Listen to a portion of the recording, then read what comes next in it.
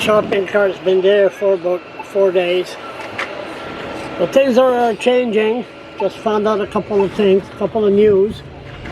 I went at King's Place, and the next thing you know, we're just waiting for the bus driver, Eve, D-O-G, always waits for him.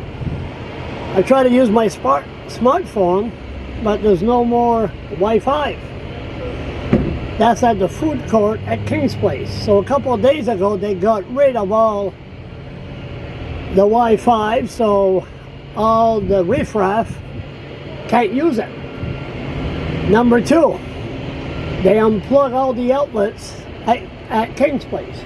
So you can't go and sit down and recharge your phone. Again, more riffraff are gone. Tonight, they're going to shut down the so-called warming center. That's going to be shut down tonight at 5 o'clock. Tomorrow, I guess security will be at the warming center, because there's no way in the world that the people that use the warming center are going to say, oh, thank you very much to take care of us during this last few months to keep us from being cold. Bye-bye, we're leaving. No, that's not going to happen. These people are going to hang around. Security is going to push them. Then they're going to go across the street at King's Place. But then they can't use the Wi-Fi. Then they can't use the outlet to recharge their smartphone. So they're not going to hang around there too much. I don't even know where they get the money to get a smartphone. I got one. The only reason I got one, it was donated to me. Anyway, so Wednesday,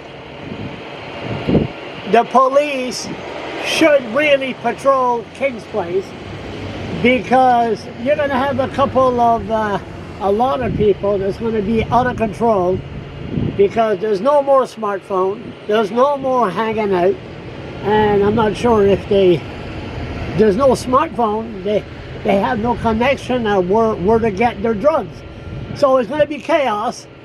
And again, I tackled somebody this morning, management, and I said they have to give the transit drivers, they got to give them some kind of spray, because somebody is gonna go crazy, and the passengers and the bus drivers must be protected.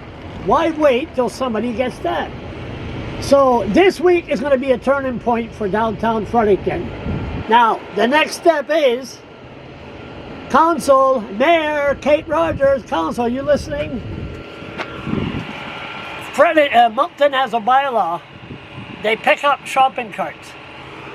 Shopping carts been here for 4 days. That tunnel right before you go to Westmoreland Bridge, all kinds of trash there. It's been there for about 3-4 weeks. So you need a bylaw to clean. So are we heading toward the right direction? Stay tuned.